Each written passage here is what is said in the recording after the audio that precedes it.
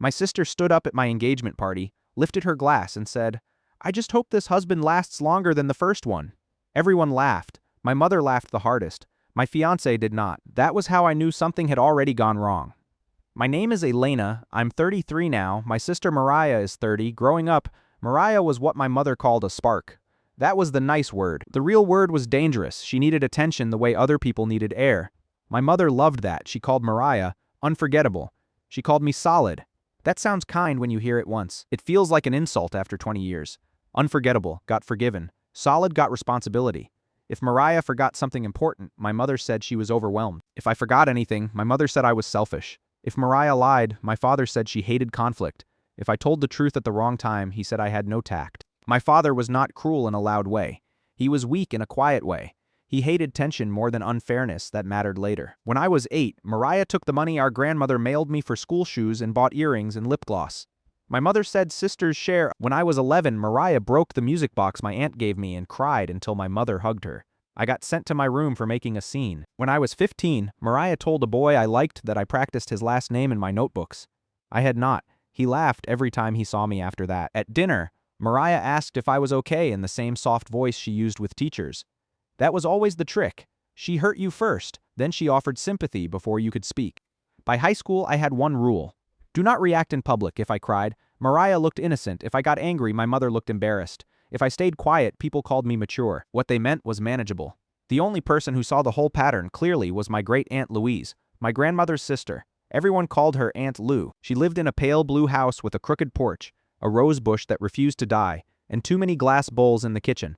Her house smelled like coffee, lemon cleaner, and old paper. When I was little, I spent Saturdays there helping her snap beans and sort buttons. She watched people carefully. One afternoon when I was 16, Mariah had just screamed because my mother would not let her borrow the car. 20 minutes later, my mother gave her the keys anyway. I was at Aunt Lou's kitchen table cutting peaches too hard.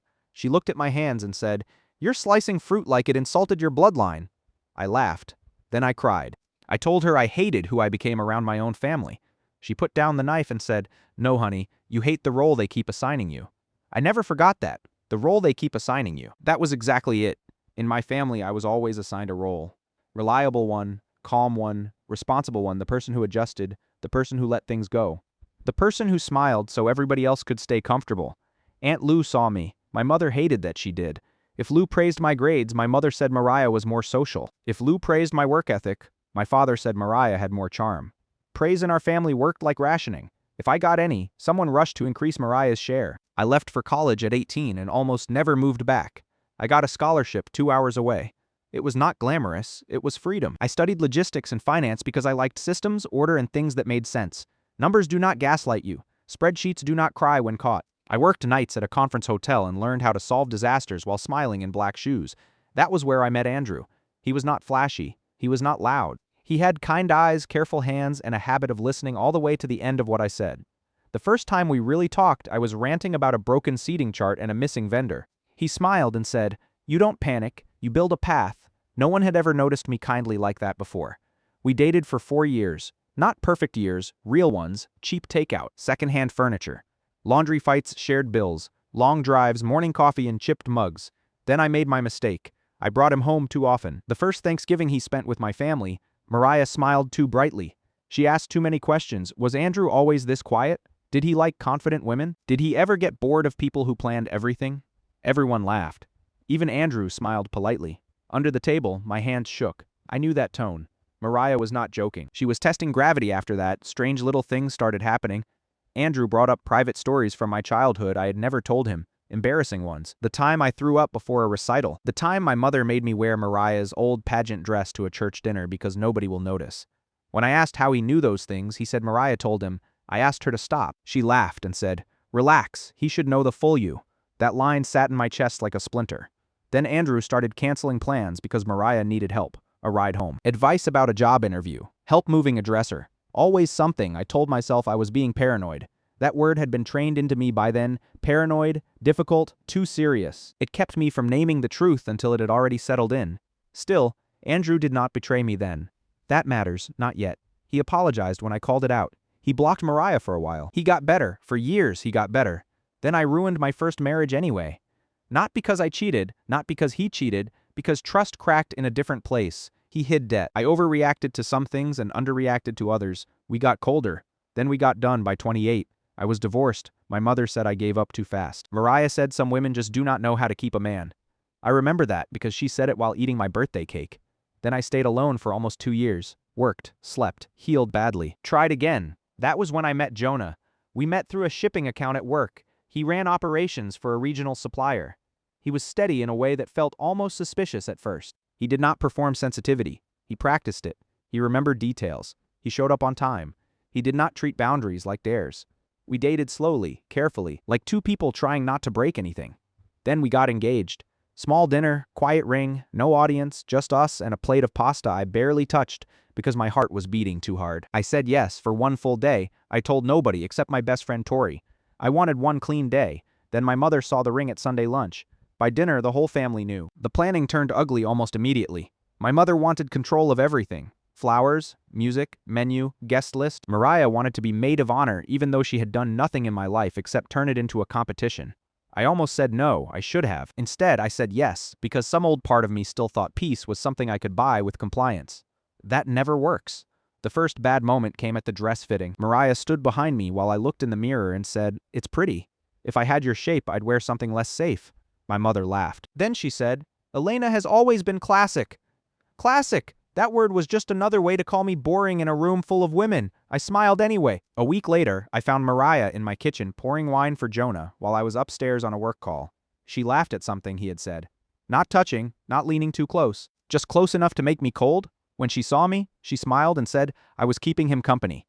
I nodded, then I told myself I was tired again. Always that. Then came the engagement party. The line I opened with my mother. Insisted on hosting it because family deserved a moment. She decorated in colors I never picked. Invited people I barely knew. Turned the whole thing into something that looked pretty in photos and felt wrong in the body.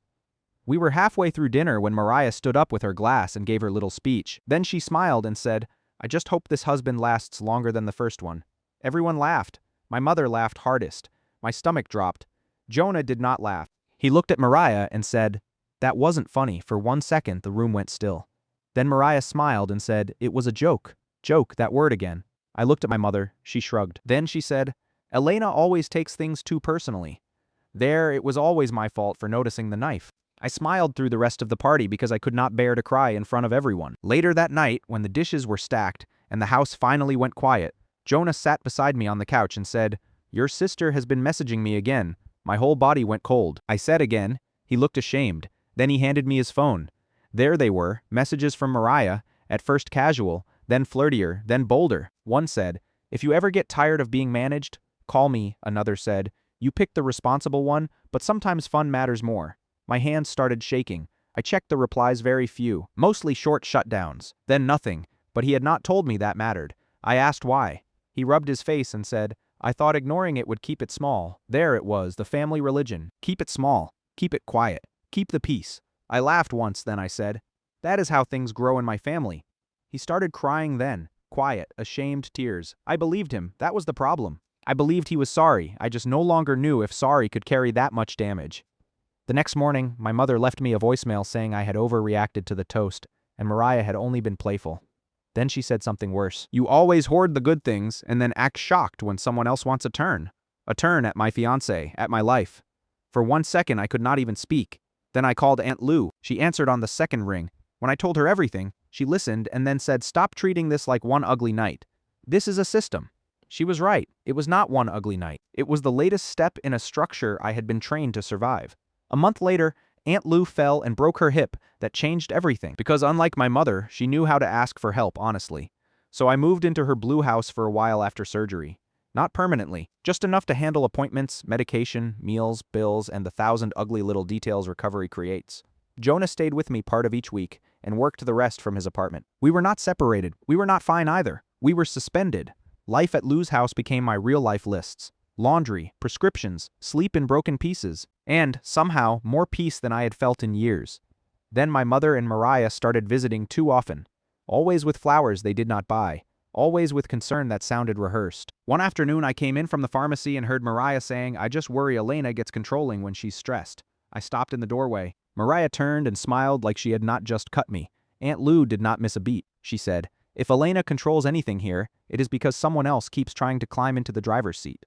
I almost laughed. Mariah did not stay long. A week later, my mother brought up wills casually, over tea, like she was discussing weather. Aunt Lou looked at her and said, "If you keep talking about my death before dessert, I will change everything out of spite." My mother laughed too loudly, but her eyes changed. That was when I knew. This was not just old family cruelty. This was a plan forming. Aunt Lou called her lawyer 2 days later, a woman named Dana with sharp eyes and a voice that never wobbled. I sat in on the meeting because Lou asked me to take notes. That was when I learned the full truth. Aunt Lou owned not only the blue house and the small rental cottage behind it, she also still held a substantial share in a commercial parcel near the lake that had been in the family for years. It was worth much more than anyone guessed. I stared at the papers until the words blurred. Then Lou looked at me and said, "Before you ask, yes, most of this is going to you." My throat closed. I asked why. She looked offended. "Because you show up," she said. That sentence hit me so hard I had to look down. Because you show up. No one in my family had ever rewarded that before. They had only used it. Dana told Lou to keep the details private. I wish that had worked. It didn't because Mariah found out enough to get dangerous. Not from me, from snooping. She had gone through Lou's desk while pretending to look for a charger. She was never looking for what she said she was looking for. That Sunday, my mother arrived with Mariah and Mariah's newest boyfriend, Trent. He had shiny shoes, loud opinions, and the exact smile of a man who thinks inheritance makes him smart. The kitchen felt wrong the second they sat down. Too bright, too polite. At first, there was small talk. Then my mother put down her cup and said, "We hear there may have been updates." Lou did not blink. "We?" she asked. Mariah smiled and said, "Mom just means the family." Lou took a sip of tea. "The family did not earn this house," she said. "I did. The room changed right there." My mother's smile tightened. She said she only wanted fairness. Fairness. That almost made me laugh. Fairness had never mattered when Mariah took my peace, my time, or tried to take my husband. Then Trent started asking about the commercial parcel. He had ideas, cabins, events, a seasonal venue. My whole body went still. There it was, not concern, a business fantasy built on a still-living woman in a cardigan.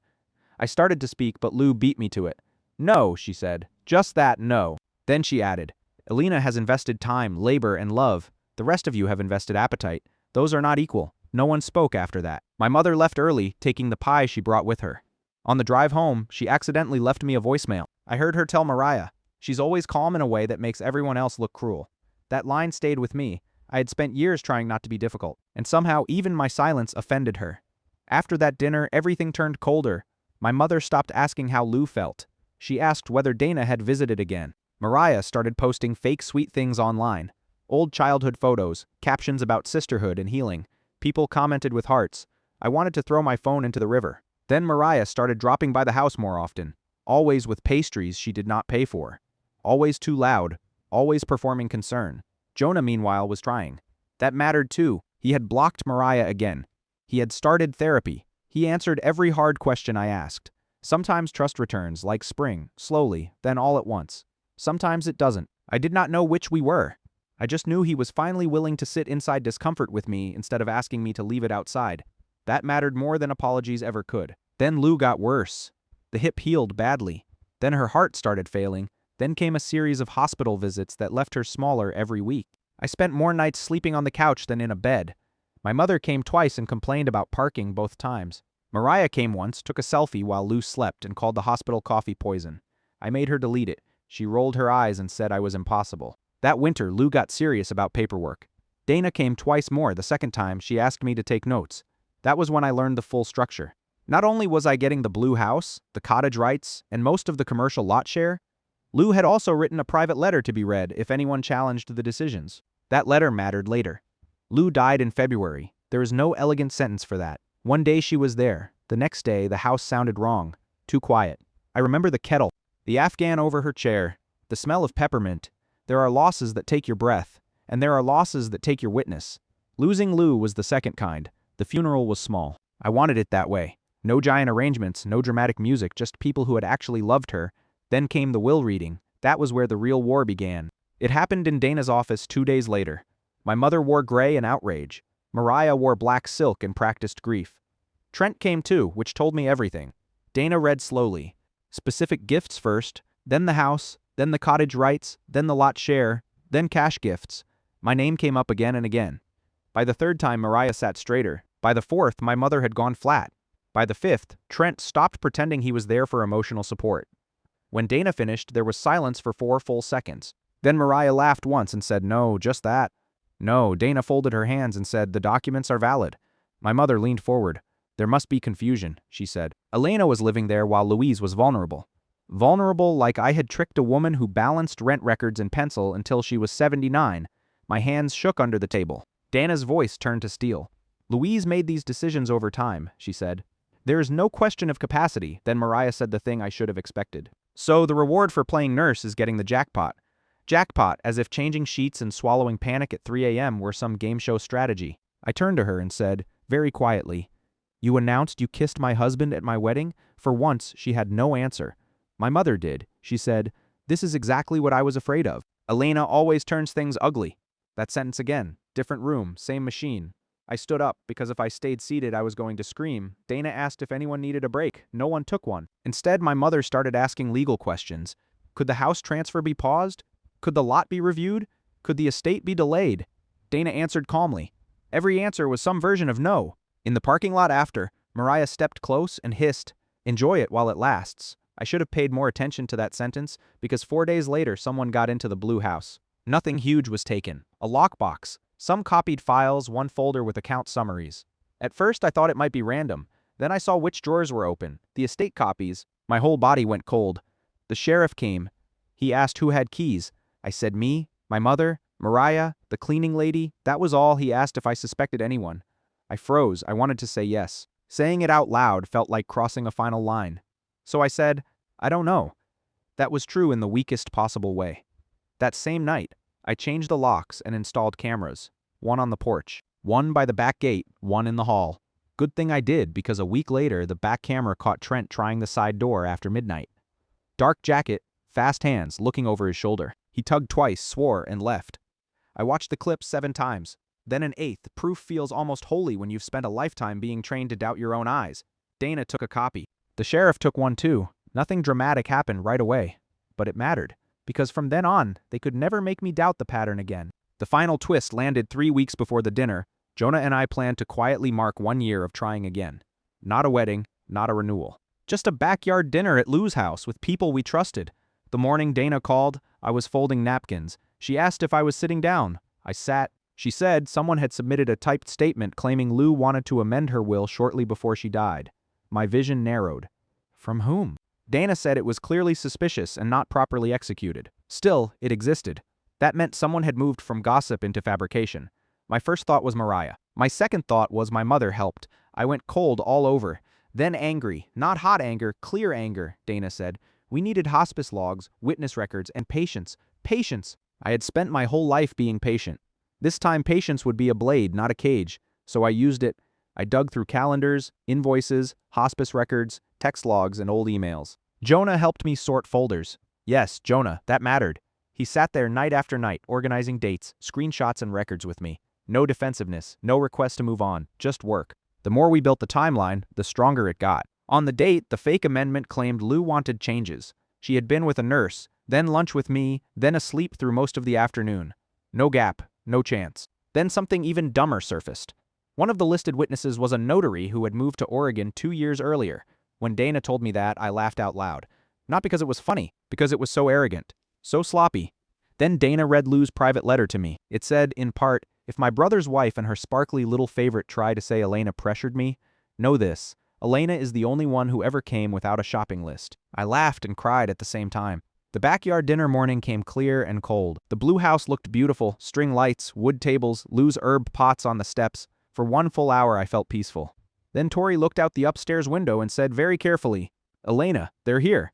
My stomach dropped. Then she added, "And Mariah brought flowers again." Of course she did. I walked to the window and looked down. My mother stood in pale lavender as if she had never heard a boundary in her life. Mariah stood beside her in white satin holding a bouquet and her phone. Trent leaned against the gate. My hands started shaking. Tori touched my shoulder and said, "You do not have to go down there." But I did not alone. Jonah came with me. So did Dana. At the front gate, my mother was already crying. Mariah saw me and lifted the bouquet like an offering. That almost made me laugh. She said loudly, "I just wanted to fix this before your big night." A stage, always a stage. My mother stepped forward and said, Please don't do this in front of everyone. Do what? Exist honestly? I said you were not invited. Mariah's eyes filled instantly. That speed still amazes me. Then she delivered the line she had clearly rehearsed. I know you hate me, but I can't lose my sister too. Guests had started gathering on the porch and in the yard. I could feel eyes. Old panic rose. The old instinct said keep it small. Keep it private. Do not embarrass the family. Then I looked at Jonah. Then Tori. Then Dana. Then the porch where Lou had told me the truth for years, and something inside me settled into place. Not rage, clarity. I said, loud enough for the yard and porch to hear, you stole from me for years, tried to steal Lou's estate, filed false reports, forged documents, sent Trent to break into her house, kissed my husband, announced it at my wedding, and kept pushing because you thought I'd split everything to buy silence. Leave. Silence. Rurile silence. Mariah's tears stopped for half a second. My mother went white. Trent stared at the bouquet. Then my mother recovered and said, how dare you say that here? Dana stepped forward before I could answer. She said, calm as winter. She says it because there is evidence. That changed the room. Mariah lowered the flowers a little. My mother looked around and realized the audience was not automatically hers. Then Mariah did what she always did when cornered. She attacked. She pointed at me and shouted, you always thought you were better than us. Lou only left you things because you manipulated her when she was dying. Old pain hit first. Then something stronger rose behind it. Not shame, not this time. Truth, I said. Lou trusted me because I showed up. You showed up for property. A sound moved through the guests behind me. Not quite a gasp, more like recognition. Then in full panic, Mariah made the worst mistake of her life. She shouted, if you just split it, none of this would have happened. There it was, public, clean, unhidden. A confession shaped like a complaint. I watched understanding move across the faces around us. My mother closed her eyes for 1 second. Trent muttered, Mariah, too late. Then Jonah did something I needed more than I knew. He stepped forward and said loudly, she doesn't owe any of you a single thing. The whole yard went still. For years I had wanted someone to choose truth beside me in discomfort. In that moment, he finally did. It did not erase the past, but it mattered. Then my father appeared from the driveway. Of course he had stayed by the car, half hidden, close enough to hear, far enough to avoid cost. But now he stepped into the open and said, stop. Not soft, not tired, sharp. Everybody froze. He looked at my mother and said, you taught her this, and I let it happen. I had never heard him speak that honestly in my life. My mother looked furious and frightened all at once. She said, this is not the place. He said, no, this is exactly the place. Because you used every other one. Then he faced me in front of everybody and said, I'm sorry. Just that, no excuse. No speech. I did not forgive him in that second. Life is not that neat, but I believed him and that mattered. The planner opened the gate wider and said, they need to leave now. 2 of Jonah's brothers stepped closer too, not threatening, just solid present. My mother grabbed Mariah's arm. This time, Mariah let herself be pulled at the gate. She turned back and said, this isn't over. And for the first time in my life, I smiled at her without fear. I said, yes, it is. They left. All of them. The yard stayed quiet for 1 long beat. Then Tori clapped once and said, okay, great, let's do the nice part. Everyone laughed. Real laughter. The kind that releases pressure instead of hiding it. I laughed too, though tears were on my face. Then Jonah and I stood under the string lights with the people who had earned our trust and promised to build something honest. It was the truest night of my life, not because it erased anything, because it finally stopped pretending. After that, things moved quickly. The fake amendment, false reports, break-in footage, screenshot trail, and public confession stopped looking like family drama and started looking like what they were. Fraud, harassment, unlawful entry. What matters is that paper trails matter. Truth likes records. My mother somehow stayed out of the worst consequences through careful denials and expensive counsel. Mariah did not. Trent vanished as soon as paperwork got serious. Apparently greed is not as exciting when it comes with investigators. The gossip flipped exactly the way gossip always does when facts arrive. People who had quietly believed I was solid in that insulting family way suddenly had kind things to say. I did not need them to. That was new, not needing the late rescue. My father started therapy. He did not become brave overnight, but he started telling the truth in smaller rooms. The blue house became mine fully by the end of that year. I kept Lou's herb pots, I kept the porch swing. I kept the old cookbooks and the peppermint jar because some small things still feel like witnesses. Jonah and I stayed, not because every relationship should survive cracks. It shouldn't, because he finally learned that peace built on my silence was not peace at all. Trust returned the way spring does.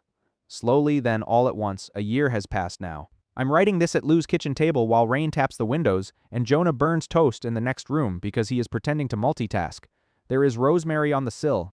There is a framed photo near the doorway of us under the lights and no false smile anywhere in sight. Every now and then someone asks if I regret exposing everything so publicly that night. No. I regret that it became necessary. I regret the years before it, when I confused endurance with love and silence with maturity. I regret every time I made myself smaller so other people could stay comfortable. But I do not regret the truth. The truth cost me a role. It gave me a life. That trade was worth it. The last clear thing Aunt Lou ever said to me was in hospice 2 days before she died. She squeezed my hand and whispered, "You do not have to disappear just because other people confuse your silence with food." I did not understand it fully then. I do now. Belonging that has to be purchased with self-erasure is not belonging. Love that only arrives when you are useful is not love. Family that survives by feeding on one person's silence is not family. So no, I did not lose my family at my wedding or in a backyard.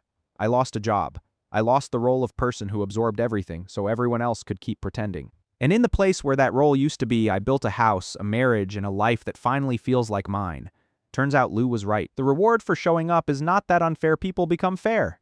It is that one day, if you keep choosing truth, you stop needing unfair people to explain your worth. And for the first time in my life, I did not feel solid. I felt free.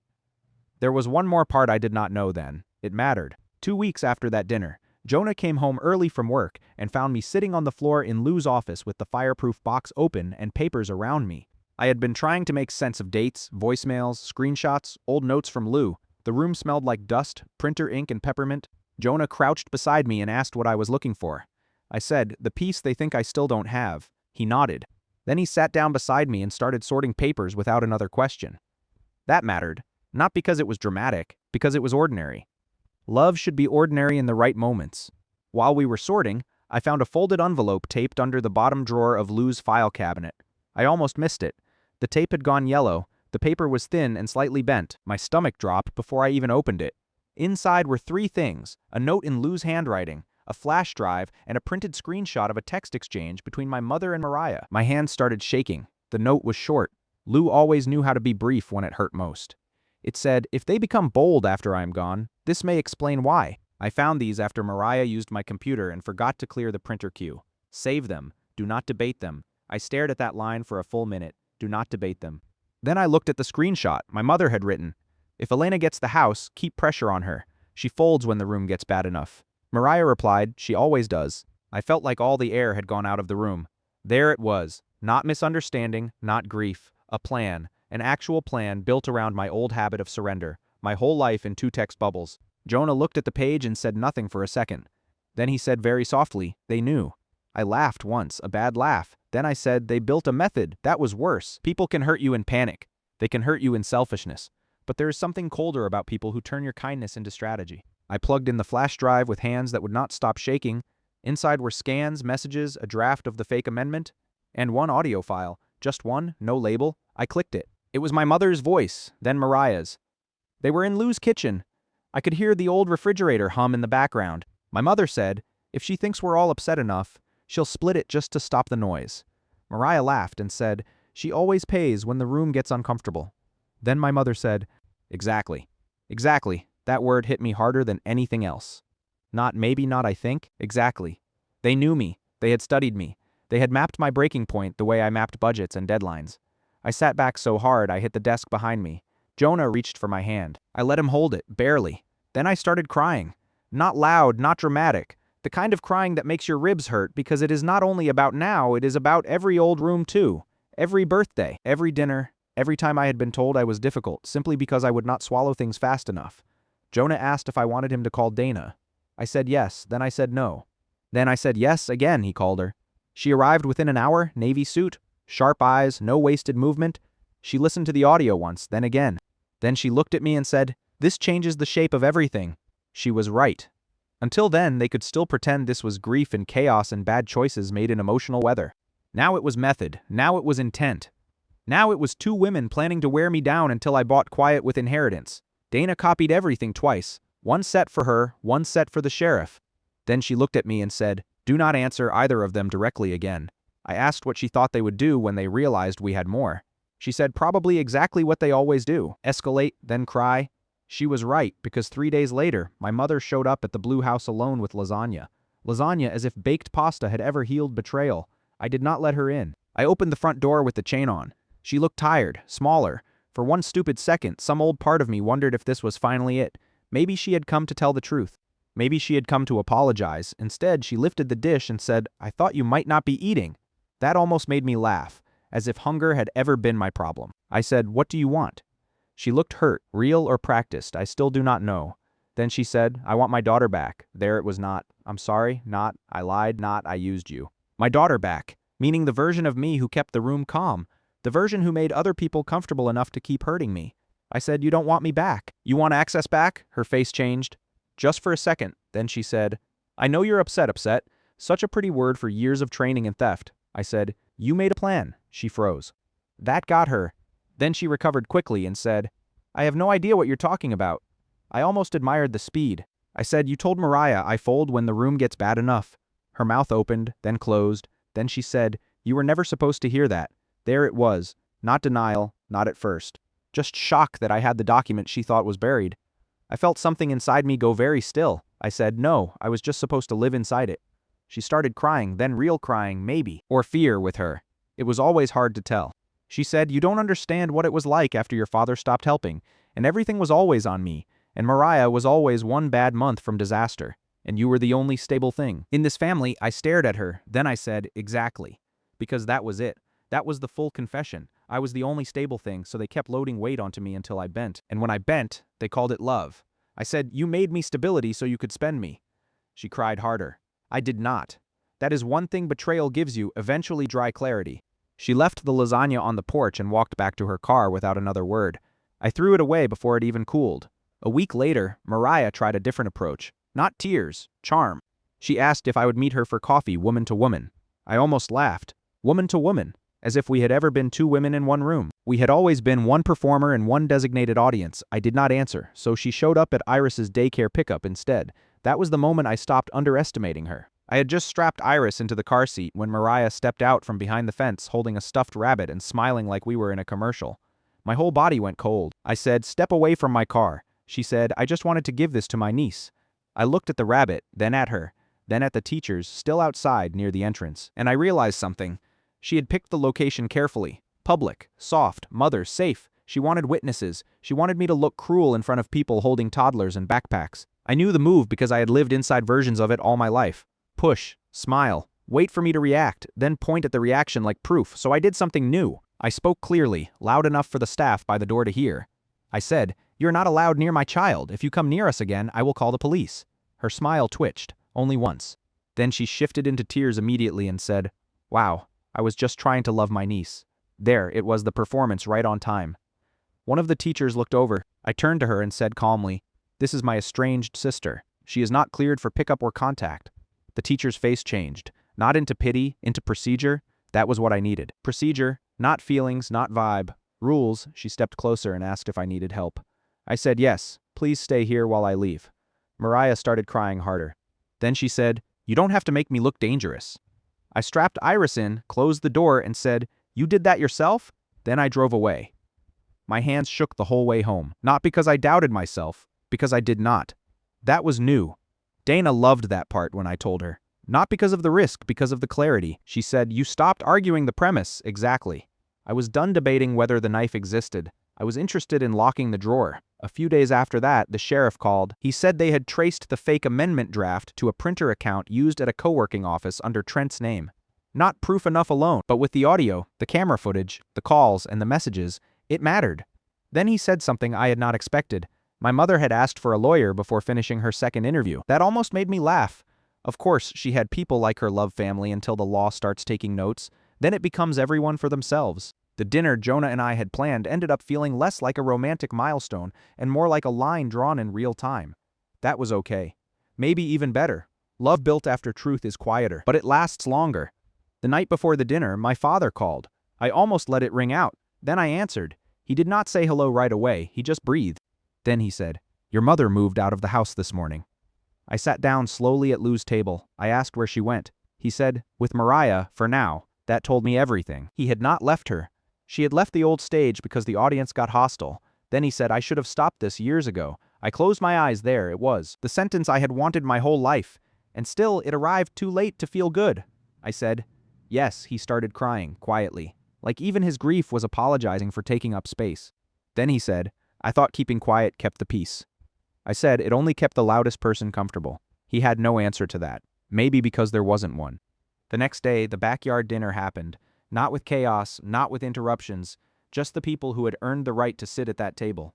String lights, wood chairs, Lou's herb pots on the steps. Tori brought too much wine. Jonah's brother burned the first tray of bread and blamed the oven. Iris fell asleep on my shoulder before dessert, and for one whole evening nothing inside my chest was braced. That may have been the strangest feeling of all. Not joy, not exactly safety. A week later, Dana called again. This time her voice sounded almost satisfied. Not happy. Lawyers like her do not waste happy where it does not belong. But satisfied. She said, "You won't need to testify if things keep going the way they are." I asked what that meant. She said, "It means pressure works both ways once facts exist." I smiled for the first time all day, because that was the thing my family never counted on. They were used to me carrying discomfort alone. They never imagined what it would look like when the discomfort moved back toward them. The gossip in town shifted slowly, then all at once. That always happens when facts arrive after good people have already picked sides based on tone. People who had quietly believed I was cold started finding reasons to stop by with muffins or news or awkward apologies. I did not need them to. That was new too. Not needing the late rescue. My father started therapy. He told me that himself months later while we were repainting Lou's porch rail together. He stood there with a brush in his hand and said, "I spent years thinking quiet made me decent. I think it just made me useful to the loudest person in the room." I said, "Yeah." We let that sit between us. Paint, sunlight, a truth so simple it had taken him 3 decades to say. Mariah sent one final message 6 months after that dinner. Not an apology, of course not. Just one line from a new number. "You always wanted to win." I stared at it for a long time. Then I blocked that number too, because that was the last trick in her box. Rewriting boundaries as cruelty. Rewriting survival as ambition. Rewriting my refusal to be consumed as a character flaw. I was done reading those translations. The blue house became mine fully by the end of that year. I kept Lou's herb pots, I kept the porch swing, I kept the old cookbooks and the peppermint jar, because some small things still feel like witnesses. Jonah and I stayed, not because every relationship should survive cracks. It shouldn't, because he finally learned that peace built on my silence was not peace at all. Trust returned the way spring does slowly. Then all at once, a year has passed now. I'm writing this at Lou's kitchen table while rain taps the windows and Jonah burns toast in the next room, because he is pretending to multitask. There is Rosemary on the sill. There is a framed photo near the doorway of us under the string lights, and no false smile anywhere in sight. Every now and then, someone asks if I regret exposing everything so publicly that night. No, I regret that it became necessary. I regret the years before it, when I confused endurance with love and silence with maturity. I regret every time I made myself smaller so other people could stay comfortable. But I do not regret the truth. The truth cost me a role. It gave me a life. That trade was worth it. The last clear thing Aunt Lou ever said to me was in hospice 2 days before she died. She squeezed my hand and whispered, "You do not have to disappear just because other people confuse your silence with food." I did not understand it fully then. I do now. Belonging that has to be purchased with self-erasure is not belonging. Love that only arrives when you're useful is not love. Family that survives by feeding on one person's silence is not family. So no, I did not lose my family at my wedding or in a backyard. I lost a job. I lost the role of person who absorbed everything so everyone else could keep pretending. And in the place where that role used to be, I built a house, a marriage, and a life that finally feels like mine. Turns out Lou was right. The reward for showing up is not that unfair people become fair. It is that one day, if you keep choosing truth, you stop needing unfair people to explain your worth. And for the first time in my life, I did not feel solid. I felt free.